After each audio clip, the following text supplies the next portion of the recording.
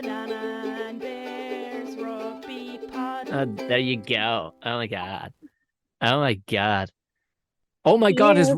oh my god is right. Anna, we're recording. We are in the real world. We missed a week last week. I got some blasting emails, but we're back. Hello. Hello everybody. Hello Anna. Hello. Yeah, we got some emails going. Just wondering as they push their glasses back up their nose, where's our free podcast? Yes. Well, Very look, valuable. I can only think that they value our opinion on things, or at least yours anyway, for the most part. But last week was it was a great week to actually miss a week because we could reinflate ourselves and whatnot, and have a proper finale to the season, but not fully finale, but we'll explain all that towards the end. But more than anything, I think the interesting thing again for the listeners is that Anna's off on her travels again. she's off on I'm in holidays. another airport. How often have we done a session from the airport, I wonder? We've definitely done, this is definitely the third or fourth, for sure. Did you know what's funny about it? You've been in your studio for every single episode now for almost a year. And I've been living in two different countries, three actually, sorry. I've been in States, in where else have I recorded from? Like, could be anywhere. Like, there's a period there was about 5 episodes in rows in a different country every week, and then today is no different as I sit in Paris awaiting my flight to Dubai to continue on to Cape Town to spend the next 2 weeks in South Africa. And by the way, Anna's in the most French airport. She showed me a video just before we went off. Like Irish airports, your standard airports, it's like pleather, stainless steel, shit that can be power washed down, basically, if somebody dies or melts on the seat or barfs or something like that. But it's probably a good idea to have it that way. Like, there's actually no sense how bougie this is. Like, it's like a jazz club or something. And like, look, there's a piano. Hang on, I go over here and play the piano for you just so I can prove it. Can you Go hear on. any like announcements in the background or anything? No, I can hear no. Oh. It's good. It is just you because you have your AirPods in. We're only picking you up. You're not as clear as you'd normally be, but it's perfect. The poor old punters around are getting the live version of our podcast. So, Well, one side of it anyway. Are you seriously going to play the piano so we can hear it? Can you hear that? Yeah.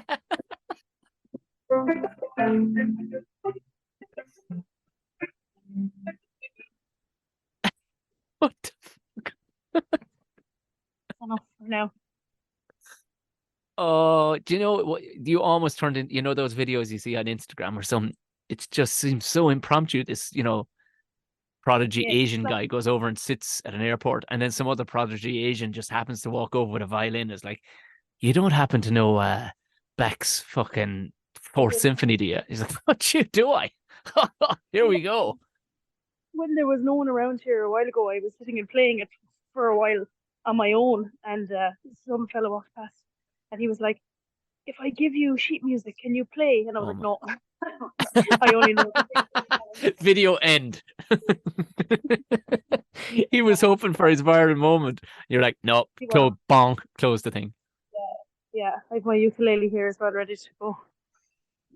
Yeah, you can't travel. I don't think you're allowed to go on tour. Are you without your ukulele? No, it actually has my passport chip in it, so I have to hold up the ukulele to the screen when I go through. The ukulele is actually Anna Capeless. You're just some hanger on that just lives vicariously through the fucking thing. Yeah, yeah. But had a great week, and because the flight's not till 9:30 tonight, so I need to keep an eye on the time there now as well. But I've been here like all day because the kind of later train was just too risky, especially because the weather in France has been horrendous. Like the trains have been delayed and everything. So I just got the earlier train and I did loads of work. So I've gotten a load of stuff done now before heading away, which is good, great productive day in the Oh, I love airport. that. And now if I miss my flight now, you are dead. Well, we can just go on the flight with you. Sure, leave your earbuds in. Sure, we'll just go on the flight with you. We can all feel like we're off to Cape Town. Yes, this is So, true. Yeah. how long is the stop Well, in Dubai? Can you go get a fake Rolex? Is what I'm saying. no, I don't have enough time for that. No. Bollocks. Yeah, but that's fine. In and out like fiddler's elbow. Like I definitely won't leave the airport. I literally go straight from one flight to the other. And Um, you may as well you're just talking about Cape Town like everybody fucking heads off there for the shopping on the 8th of December. What you have to get a new coat, is it? I am. Yes. Yeah. No, I'm playing in the rugby tennis championship. For the Honey Badgers. So Oh, class. 2 weeks. It's actually I've, I'm, I haven't spoken about the rugby tennis championship much, I think, but I don't know anything about it at all properly. Properly. yeah, it's bizarre and it's hard to explain to people because it's like a new concept. They're new teams. It's a new tournament, um, and it's all very much like created from a kind of a brainchild of just these two mad rugby fans that just like they're all about equality and entertainment and all this. So it's actually cool. Like last This year isn't my this team is isn't the one where you dive off the end of the pitch and into water, is it? No. also a fantastic concept, Yeah. but no, it's 10, so it's two halves of 10 minutes each, and like there's uh each franchise has a men's team, a women's team, an under 18 boys, and an under 18 girls, and all of the points are gathered up across your Brilliant. franchise. So you have to support each other, like the under 18s, and the seniors and the men and the women all supporting each other. Brilliant And this idea. year, yeah, oh God, it's so good, so good. And this year, do you know what we're doing?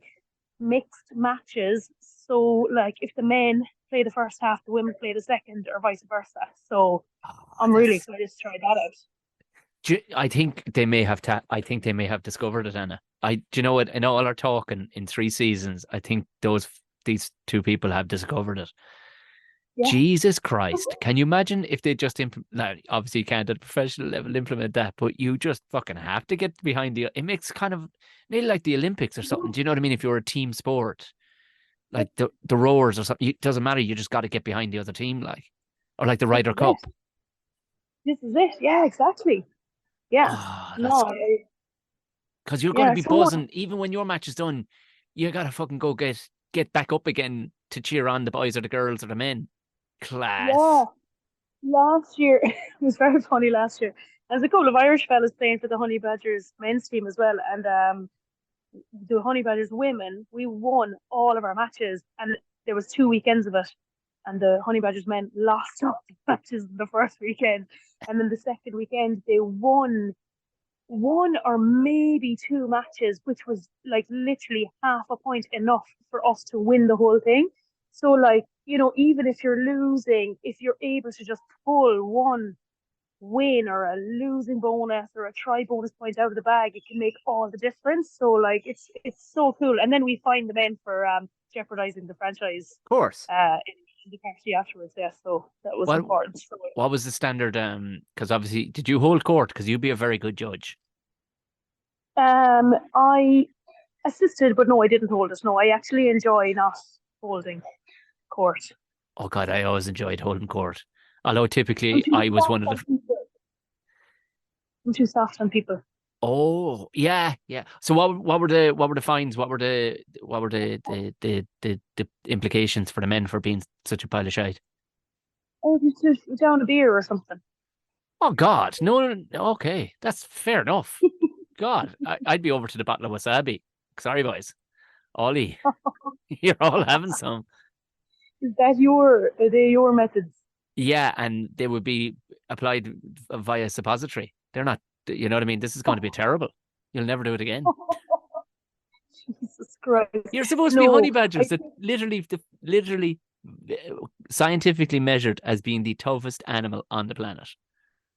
You yeah, know, yeah. I need to look up the honey badger jersey. I think I saw it on you before, and I really, really want to buy one. Can they be bought? Probably not. They can. Yeah, yeah, yeah. There's a shop. Oh, I'll see right. if I pick one out for you. Yeah. Well, I mean, yeah. If because I get you to sign it. I get Anna to sign it. How class is that? Unreal. Should that be worth loads? Will they involve fair and who are the honey badgers, or is it just like collection of anywhere? Yeah, so you have to have a representation of literally every continent. So you have to have African, Asian, European, American, like representation. So make it as diverse as possible. All of the franchises have to, but the core of the Honey Badgers is Europe.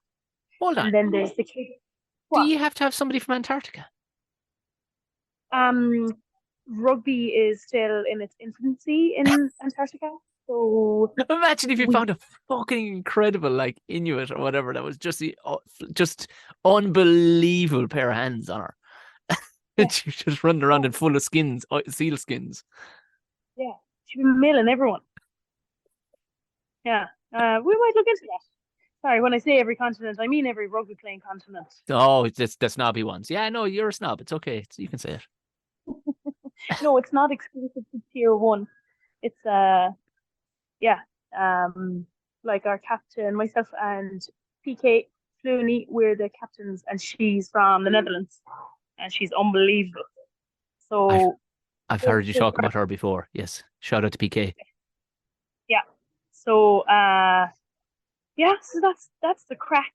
That's an unbelievable 2 weeks coming up. Like, Jesus Christ, everybody else is just pissing down rain on us everywhere. And we're like, oh, Christ, dark at 4 o'clock. And you're like, actually, you know yourself, Tom, the way you'd be tipping off for 2 weeks to Cape Town to play fucking rugby 10. Oh, my God. Well, do you know what, though? Number one, they have never seen so much rain in La Rochelle ever. Like, it's the most rain ever on record in that amount of time. So, hooray. It has been relentless rain. So, that there is that. And the other thing is that I was so nervous about, like, it was my first game back last weekend. Yes. So my first match. I actually had a great weekend. In La Rochelle, rugby wise, because I got my first top 14 game on Saturday night, which I was dying to talk to you about. But made it through the match. So I was so nervous that I just pick up another injury or something, and like the arse would fall out of the South African trip. So I feel very lucky to be here right now, waiting to get on the flight. I actually could cry. That is, well, do you know what? I say it like, Era, you've just been, scratching your hole, and that's that. Like, you've been working and working and working out, like trying to kill yourself to get your foot back right, getting power back into it and actually to get back playing again. So people don't see behind the music, and they don't understand the work and the hell and the turmoil. And there was times when you were questioning it, like, and now you're like, giddy up, I'm off to fucking yeah. Anyway, well, I need to know about you, because I wouldn't want to, I just put a comment under your picture that you put up on Instagram, because I wouldn't want to get into it until we talked. First came back, and a Caprice is on the team sheet, number 8, starting number 8.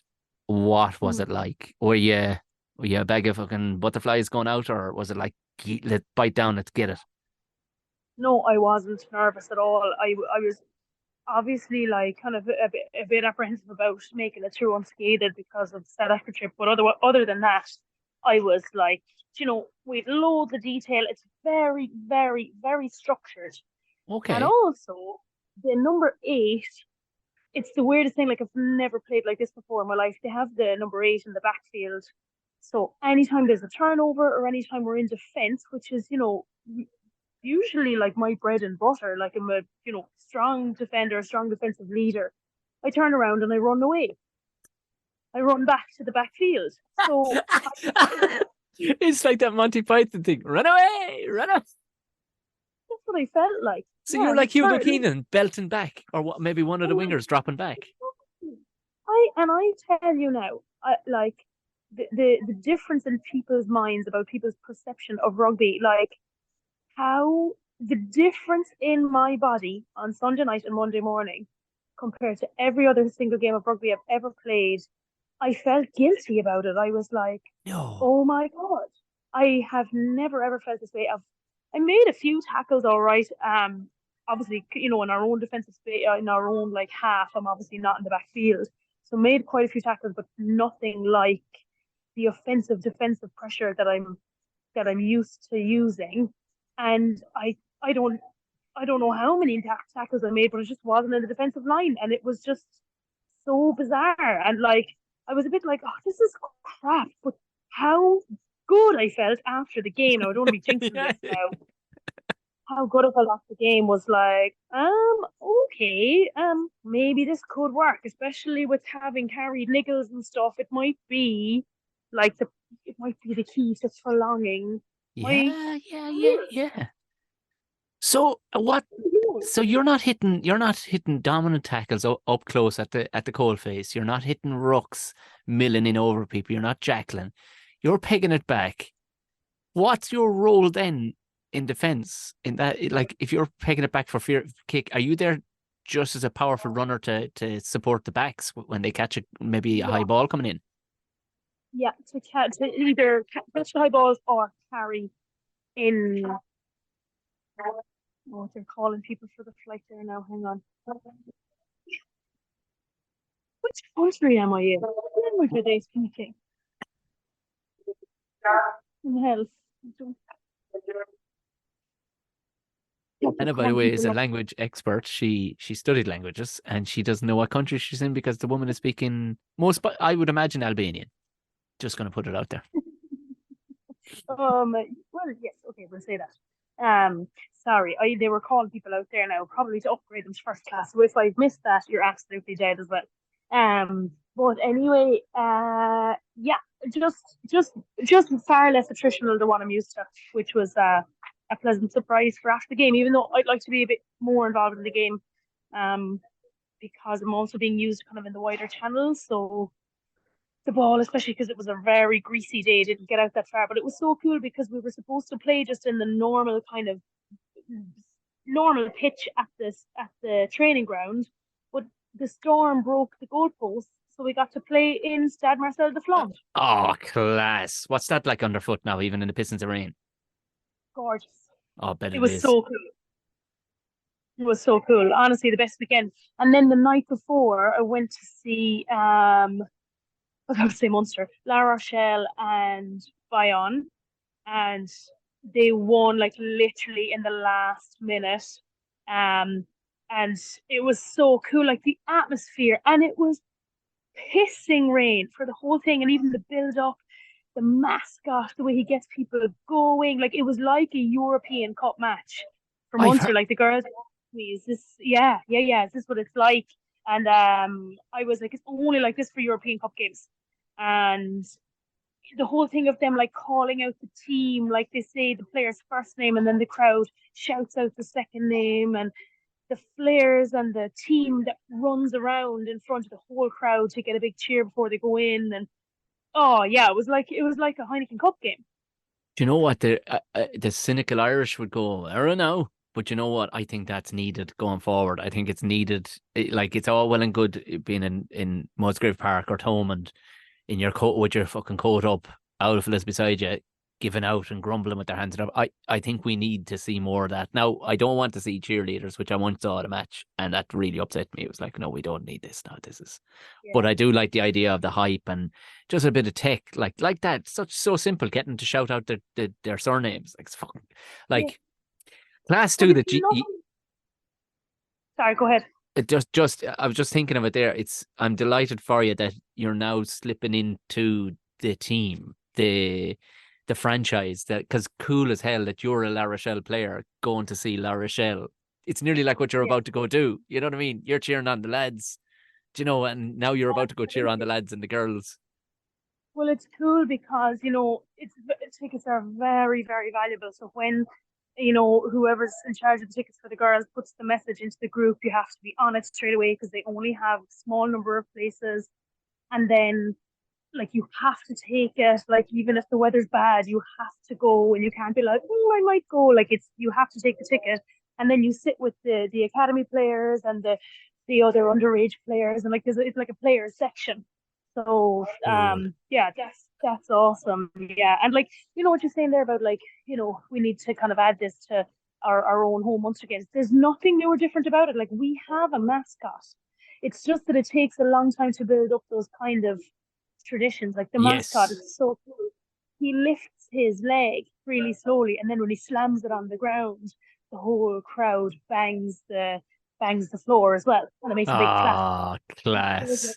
Really slowly for ages, and then eventually he's like running on the spot, and the whole crowd is like running on the spot in the crowd, and it's making so much noise. Like, oh, it's just, I suppose it just takes a long time to build up those kind of, that all the crowd know their role. But the thing is, almost everyone there, actually everyone there is a season ticket holder, so they know what's coming. They know how to behave. They know the songs. They know what to say. They will say, "Oh yeah, it was a good way to tell you this either."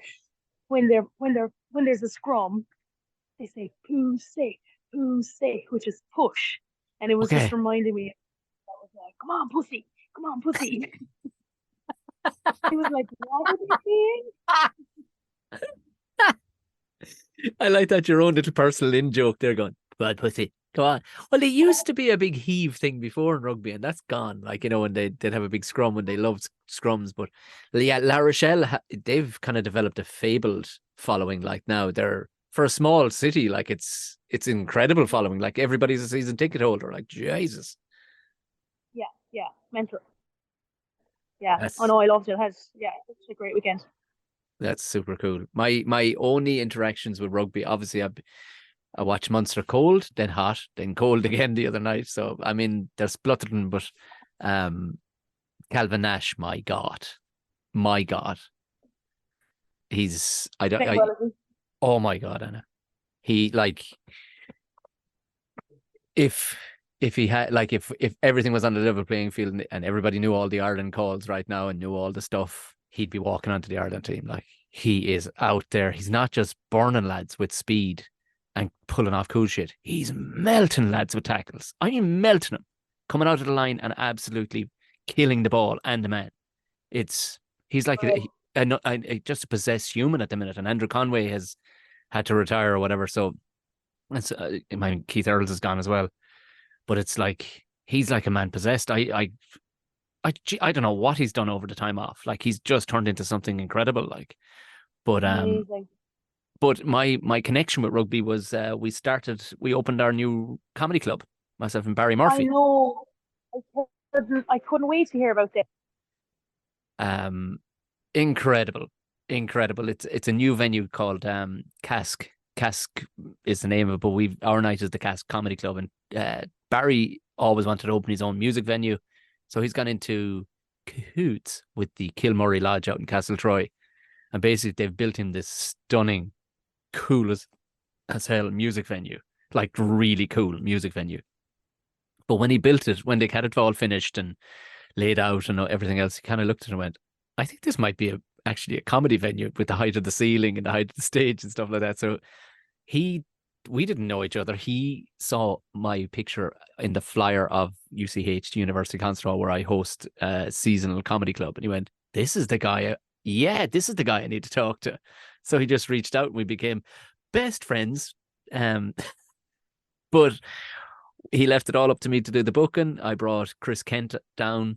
We were to have another chap, Brian Gallagher, but his appendix burst. So, but it was fine. Myself and Chris Kent were happy to do longer. Chris did like nearly an hour. I did nearly an hour.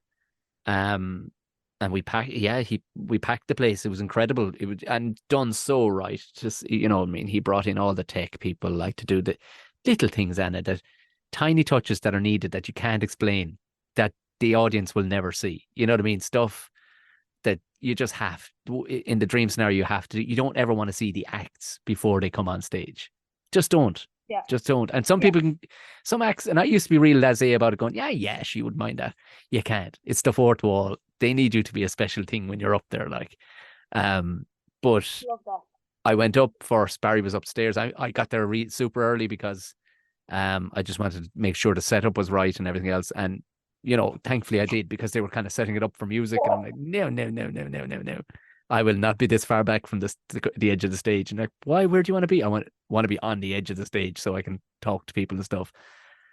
Went up and Barry's like, I'm upstairs having a bite to eat if you want to come up. So went up, and Keith Earls and Paul O'Connell and their wives were there with him, and Barry's wife was there as well. And the lads were as cool. What I immediately noticed was how unbelievably enthusiastic the two of them were about something new.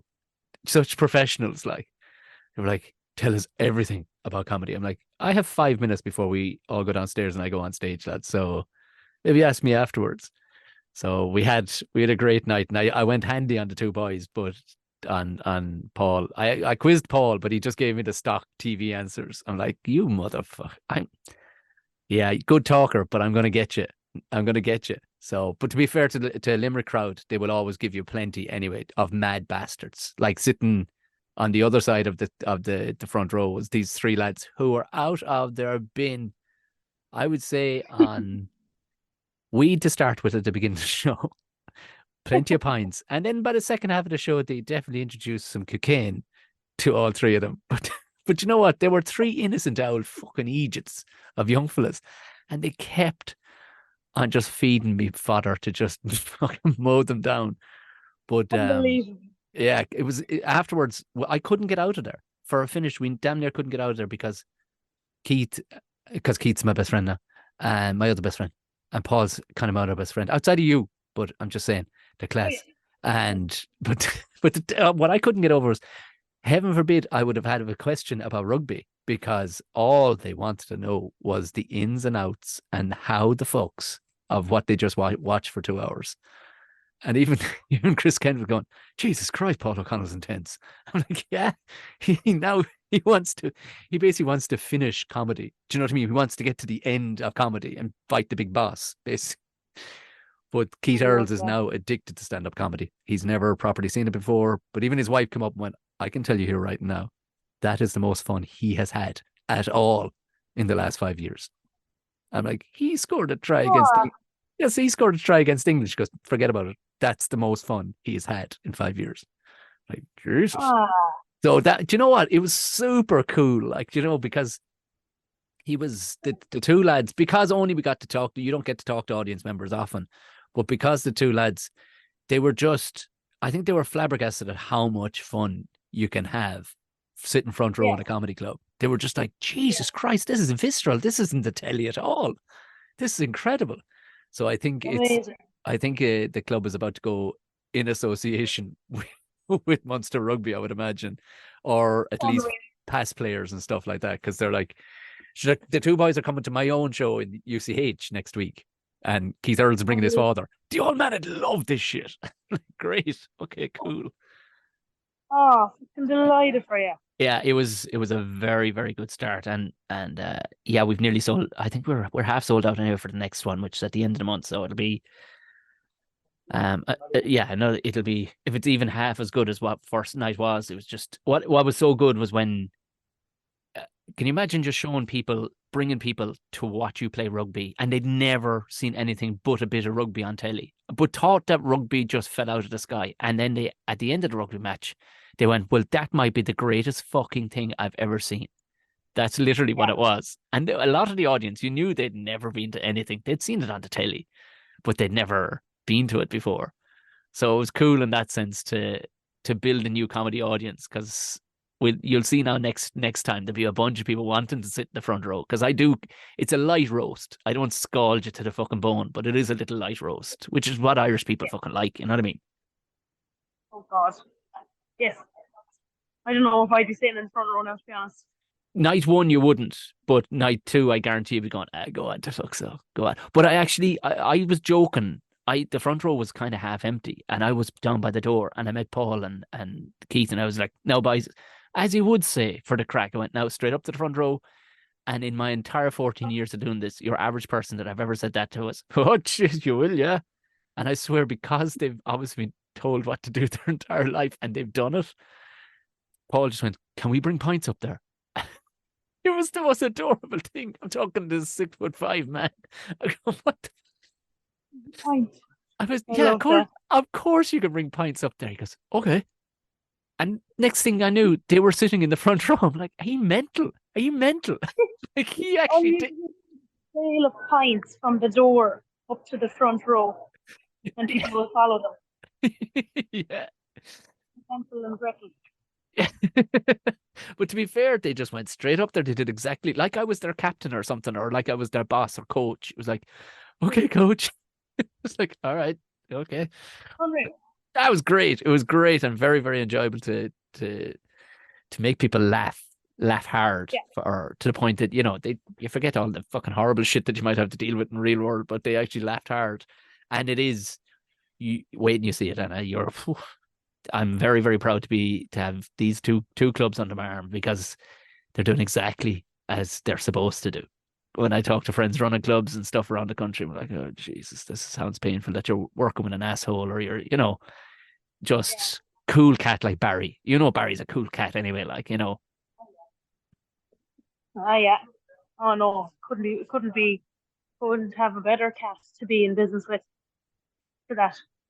Unbelievable. Delighted for it. I can't wait to visit it. You're going, yeah, You you're gotta going have to wait. So you played for La Rochelle at the weekend, and now you're off to Yeah. play with the Honeybadgers, which is, by the way, the fucking coolest name.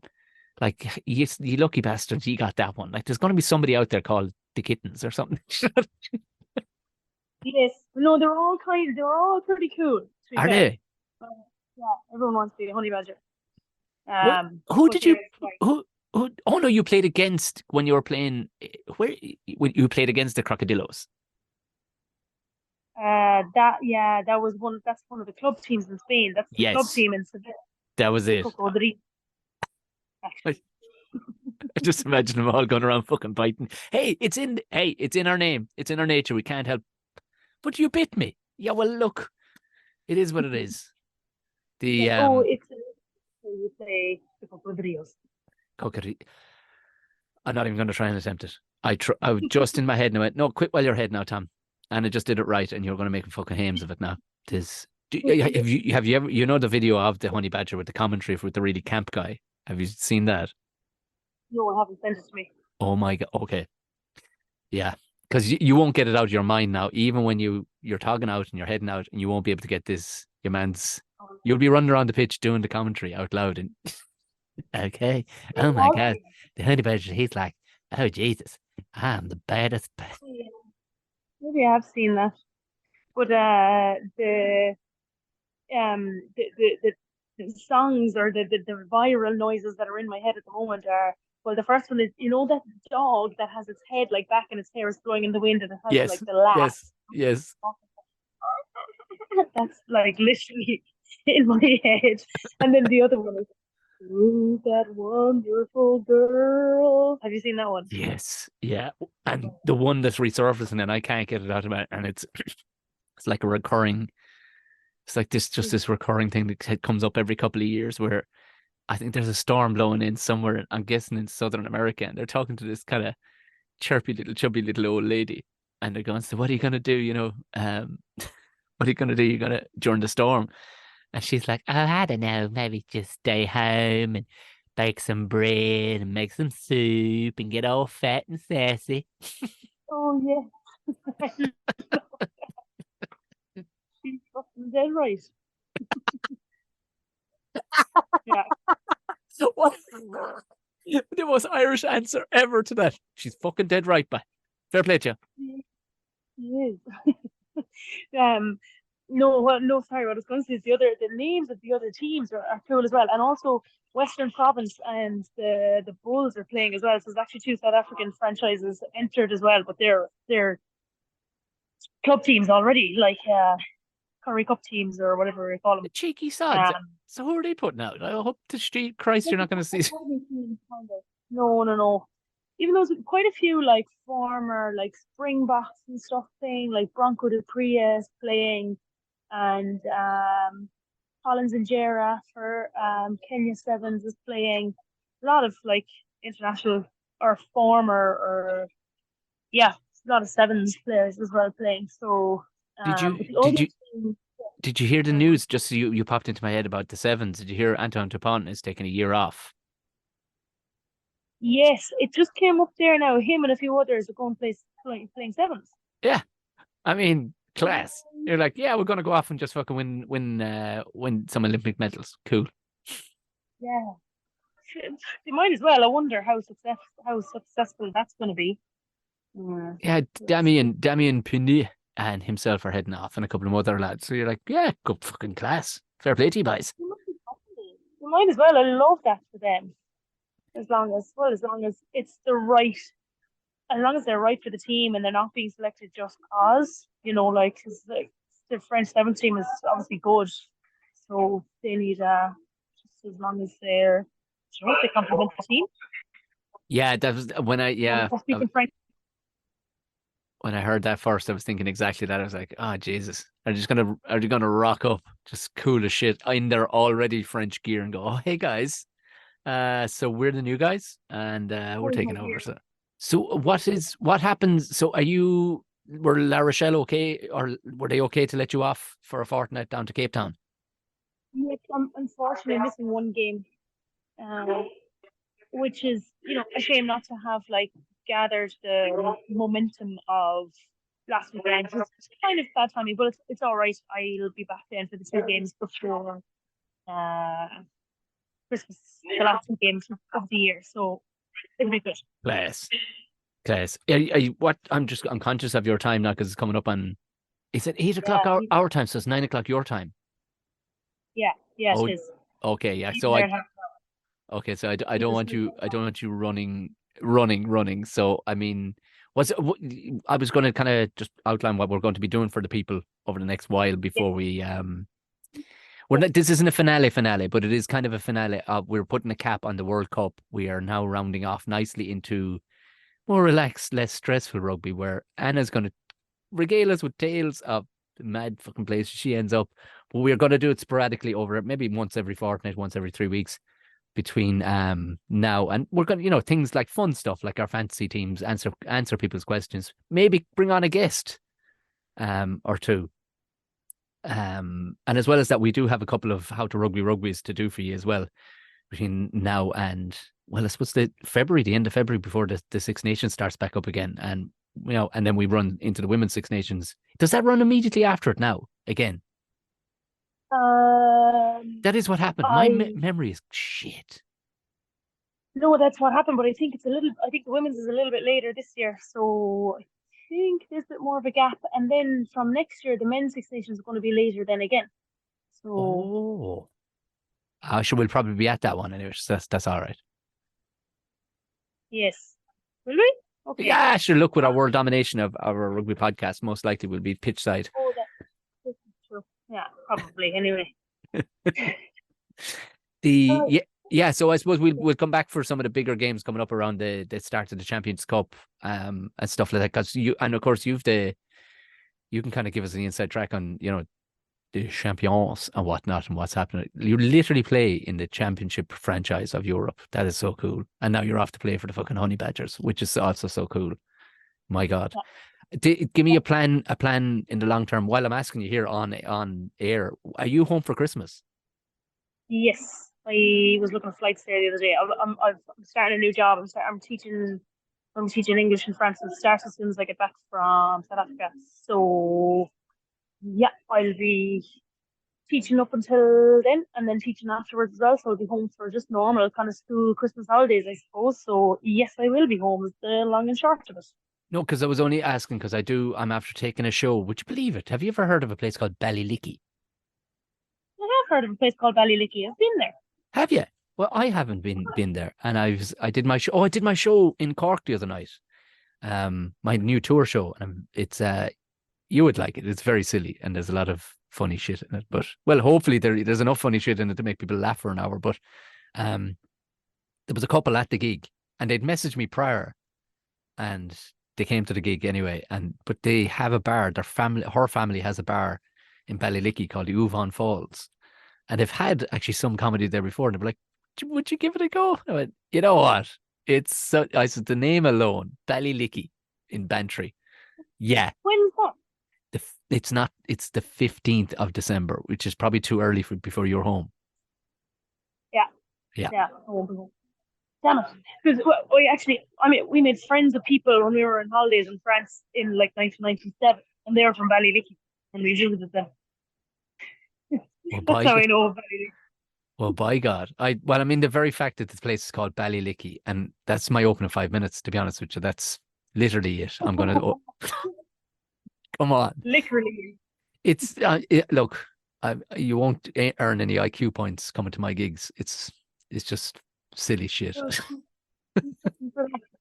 Come here, I better go because I need to find out if they're upgrading me to business class. I'm stressed out for you that that I may have caused you fucking having to sit at the back of the bus with some fucker with big smelly feet or something like. Oh, I have loads of names and I didn't hear any of them. So They were all in if I Albanian. They're all Albanian gangsters getting upgraded. You're not an Albanian gangster, so thought my name was Albanian. Sure, look, mind yourself. mind And yourself. thanks to everyone for listening in. They've been awesome. Shout out to everybody and go Honey Badgers. Oh my God. Yeah, I don't know how it goes. Keep And us everyone posted. just- Keep us posted on Instagram. And yeah, I'm jealous now. I miss you, but you mind yourself. Yeah, I know. Me too. Don't cry. I'll cry when I get at altitude, I'd say. The pressure-induced tears. Right. Iowa. You know what? Sean? It's the Banana and Bears Rugby Pod.